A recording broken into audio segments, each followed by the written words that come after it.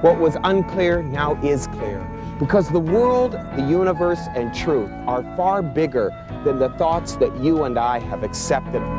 It's not what you do, it's who you are. This moment right now is the single most important and beautiful moment of our life.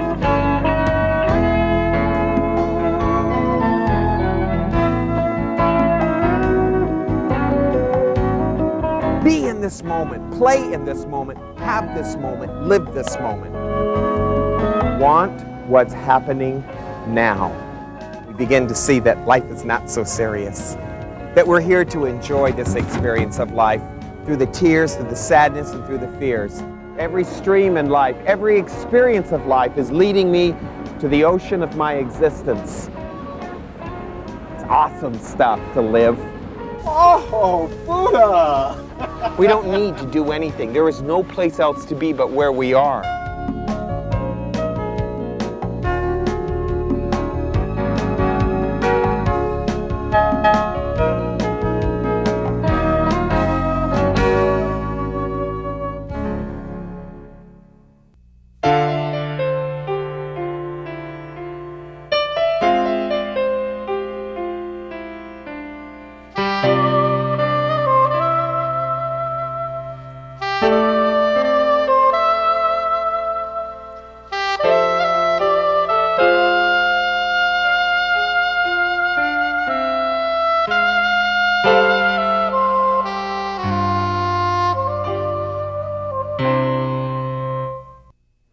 Welcome to Aspire. We're going to be looking at money in our very special series we're doing on the touch.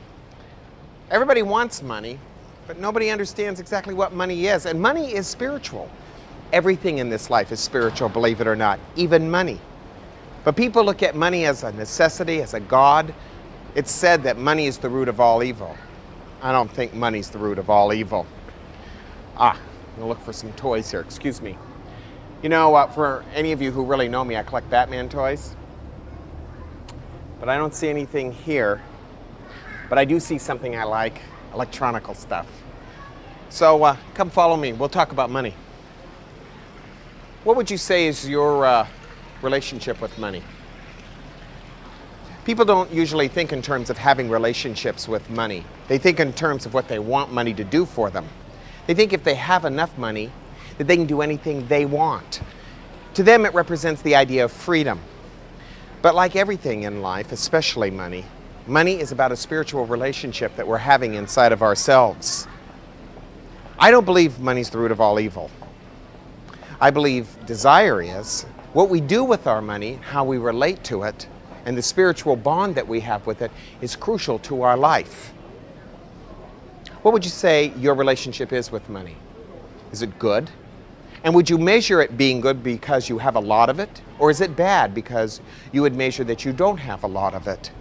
If you measure your life on good and bad, right and wrong, you're always going to be desiring more and more and more, and resenting what's going on in your life. Maybe a better way of looking at money is, what is it spiritually? If you look at money spiritually, it's about the nurturing. The effect of us being able to nurture things in our life through love. Money is nothing more than nurturing our life, like the sun nurtures the earth and the rain and the sky and the wind, like the four seasons nurture. That's what it's all about. Money's nothing more than how I treat nurturing in my life. And if I'm not a good person with nurturing, if I am selfish in my nurturing, if I try to hold on to things, if I'm unwilling to let things go, if I look at things and go, well, this I'm willing to nurture and this I'm not, and I'm very picky and choosy and greedy, I'm going to find that my nurturing is very painful. In fact, I won't nurture. I'll start hoarding.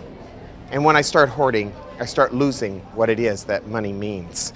Money's nothing more than the way I touch life. It is my relationship in touching my life. And if I don't touch my life well, then money won't come into my life very well.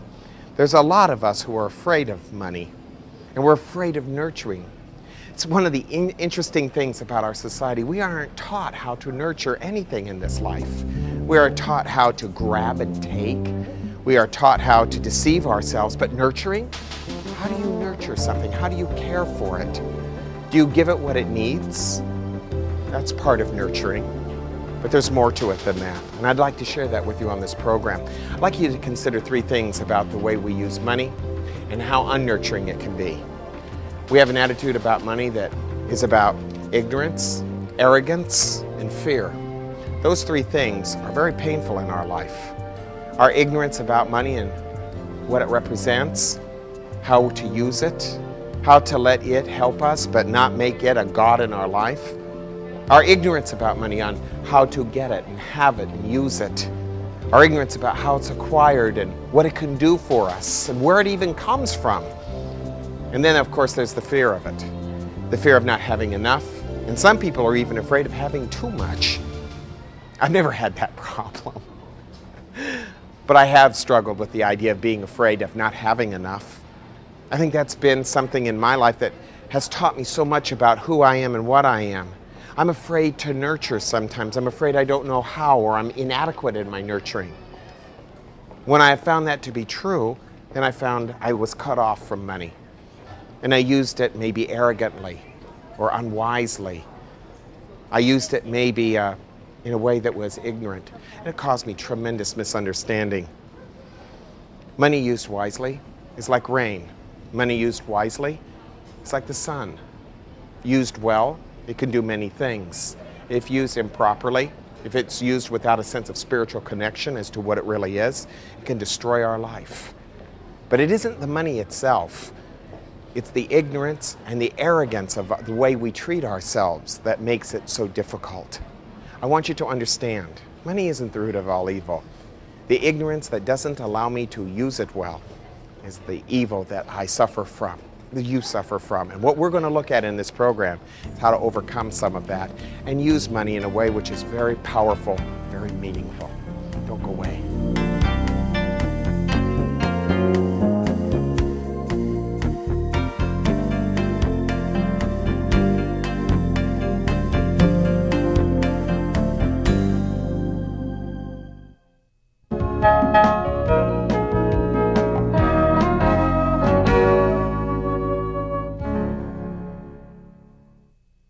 Let's get real for a moment.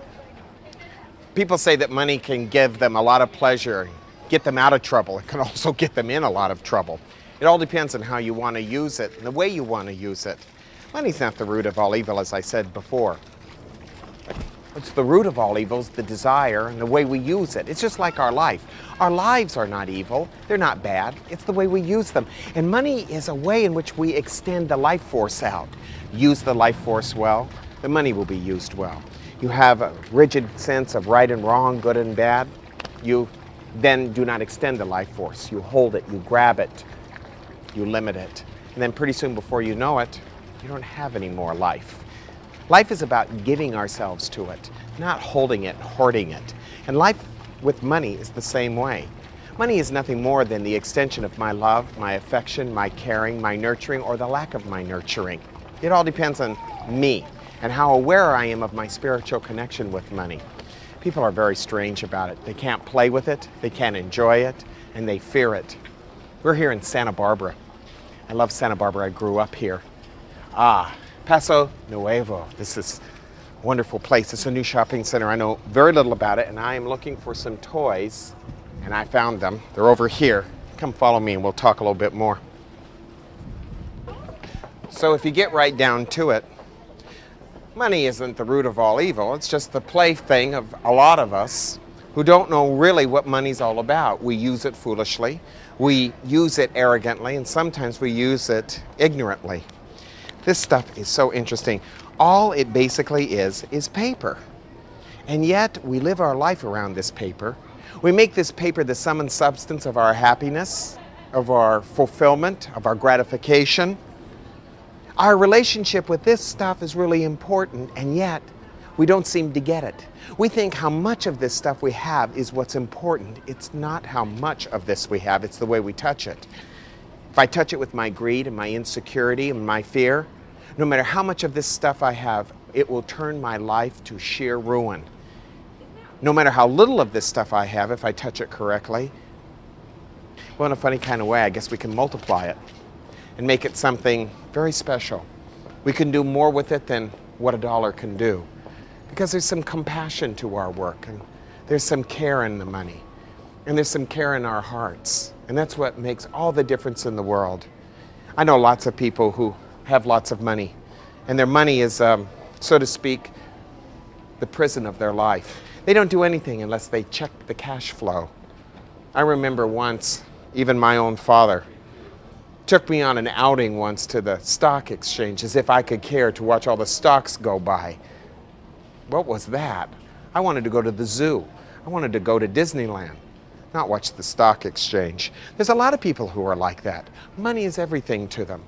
And yet, even though money can buy some really neat stuff, and there's some gorgeous stuff here in Santa Barbara, what would I do with it? Is it going to change my life, my point of view? Is it going to give me what I don't have within myself?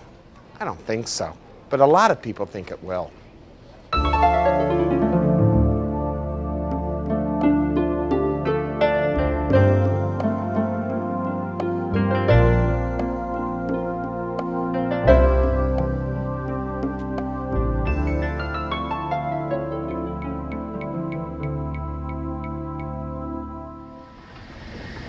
Man, this thing goes forever and ever. Is there any end to the idea of the things that we could get with the money that we would have? I mean, our preoccupation with money is immense, and yet we miss what it is that money can really do. If I'm looking at money from a real point of view, my inner self, then I'm not thinking about how much I need. I'm thinking about the way I touch money and how I want myself to live with money. How do you live with it? In hope and desire, in greed, trying to hoard it, keep it? Some people use it as a drug. Some people use it as a way in which they protect themselves. But the best way to use it is a way of nurturing yourself. Taking care of money by allowing it to give to us the things that we need in a spiritual way and a physical way is a very beautiful way of dealing with it. How we do that is by not hoarding it, not being afraid of it, and not trying to make it more than what it is. When we make it more than what it is, that's when we lose the value of it and the nurturing of it. I always feel like if you touch money with love and care and kindness, it's more important than anything else you could do with it. A gift given out of love and care means far more than one that is given out of duty and service. All of us have had gifts given to us at one time or another, haven't we? I'm pooped. I'm going to wait a minute here. And we had these gifts given to us, and they were given to us because it was our birthday and we were supposed to have that gift, or maybe it was some political thing. And then again, there's been those gifts that we've been given that just touch our hearts. You know, it's the $5 your grandmother gave you. It's the little gifts that friends gave you when they were thinking about you at a certain time and you're surprised to get it. That's the way money really can be used, as a way in which really nurtures us and shows affection, but is not the affection itself. It's a symbol of it, and it's how it's given that counts.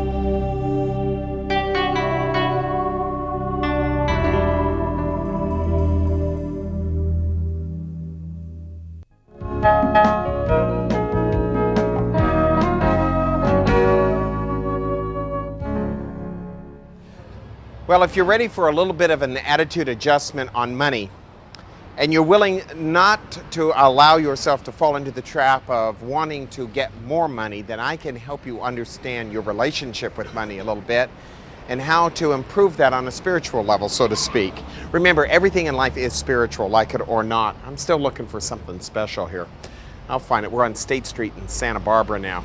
I've abandoned my shopping here. Let me give you a little bit of an insight on money. If you were willing to let go of everything you believe in about money, about how much you should have that would make you happy, about the rights and wrongs, the goods and bads of money, and you get this attitude kind of instilled in you, that love is more important than money, then you've entered into something quite unique and different. Now you're entering into a spiritual phase. You got to want love more than wanting what it is that you love. And money can't buy you what you love. Love has to happen from within ourselves, and money is about how I allow myself to share my love and my care. It isn't love itself. People get it all confused. Money can bring you passion if used wrongly, Money can bring confusion if used wrongly, and money, if used rightly, can bring about great beauty, great art, great compassion, but never can it be love itself. It can be the extension of love, but not love itself. And that's the difficulty. Americans believe that the more money you have, the more love you get. It's interesting. I had a friend once who kind of came into some money. Before he came into the money, a lot of his friends were just kind of so-so with him. As soon as he got the money, everybody was his friend. He said to me, you know, money isn't everything, but it sure brings the friends back, doesn't it? And it's a sad thing, but true. What I'm suggesting to you is, if you have love in you, money is added unto you. You don't care about it, you use it. You use it wisely and with integrity and understanding. But if money is everything to you, and it's the only thing that you believe in because it's the only thing that has gotten you what it is that you want, then you fail yourself and you miss the opportunity of your life. To want love more than wanting what it is that you do love is the key here. It has to be more important for us to understand what love is and for what love can do for us and the quality of love than it is for us to think that what we want will bring us love. Because what we want will never bring us love, ever. Real love comes from within. It has nothing to do with money. But if money is touched by love, money then is changed.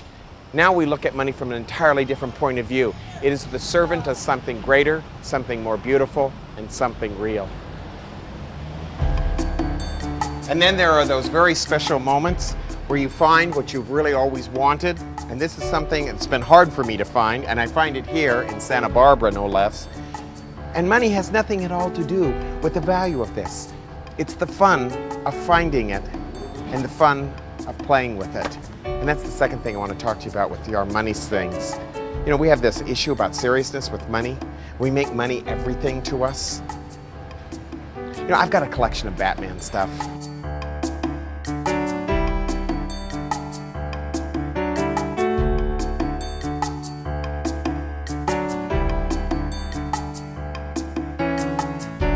I've got tons of it. I've been collecting for years Batman toys and memorabilia. The kids always come over to my house and they look at the Batman stuff and they go, gosh, how much did all that cost? You know, kids are talking about how much things cost. And it's kind of sad to me because they've already become very money conscious. And I tell them, you know, it's not how much money I've spent on the little toys. It's about the happiness that they offer. And one day, very soon I'm sure, I'm going to be giving all this away to the kids as a gift. And that will be another great joy of it. That's what I want to share with you about love. If you take it seriously and you're hoarding it, you'll never be able to enjoy it. Sometimes I have a little money and I can buy these things. Sometimes I don't have that money and I can't. But I don't resent the times I can't afford it, and I don't overly get excited at the times I can. I enjoy the moment I'm in with it. And when I can, I play with it. And when I can't, I wait until I can. That's the way it works. Lao Tzu talked about it. He said sometimes there are going to be difficult moments and sometimes there are going to be easy moments. Sometimes it's difficult to breathe and sometimes it's easy. Sometimes we have the money and sometimes we don't. But to be living our life on that treadmill of just trying to have money and have money and have money, well, it's a very painful treadmill to be on and causes us a great deal of pain, neglect, and unhappiness in our life. Rather than going for what it is that you want, go for what it is that you have right now and enjoy it. If you enjoy it, what does it matter? Money is not about life. Life is about love. Get a shot of this. This is too cool. Now this is a t-shirt I could get into. That's the touch. That's the touch, babe. That's the touch.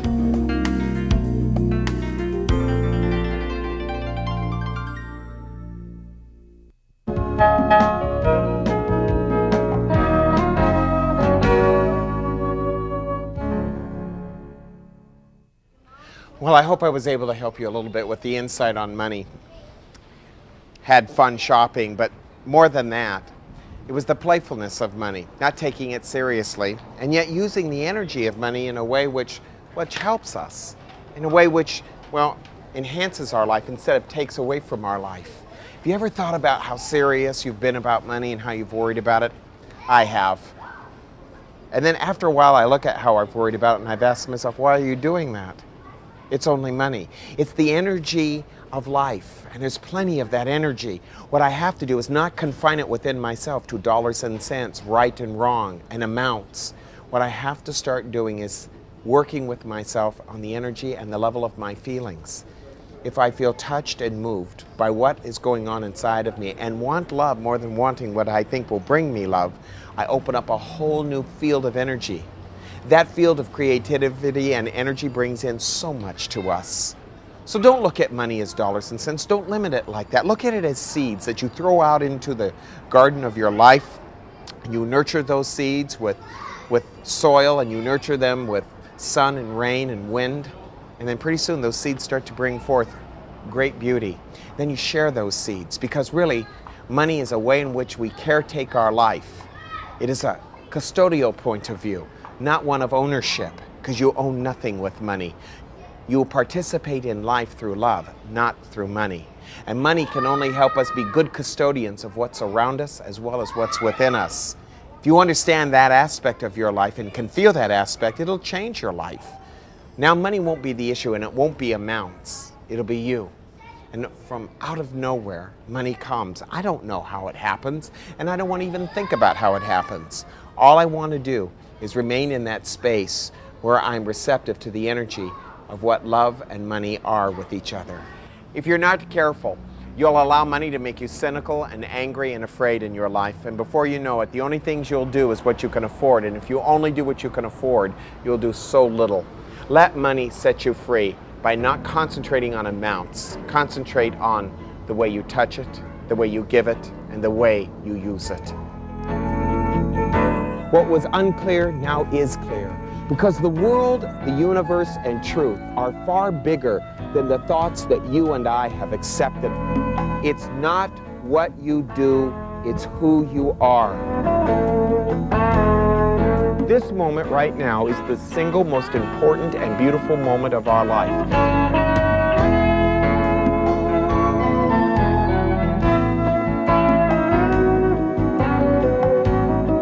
Be in this moment, play in this moment, have this moment, live this moment. Want what's happening now. We begin to see that life is not so serious, that we're here to enjoy this experience of life through the tears, through the sadness, and through the fears. Every stream in life, every experience of life is leading me to the ocean of my existence. It's awesome stuff to live. Oh, Buddha! We don't need to do anything. There is no place else to be but where we are. To order a VHS copy of this program, please write to us or call 1-800-ASPIRE-2.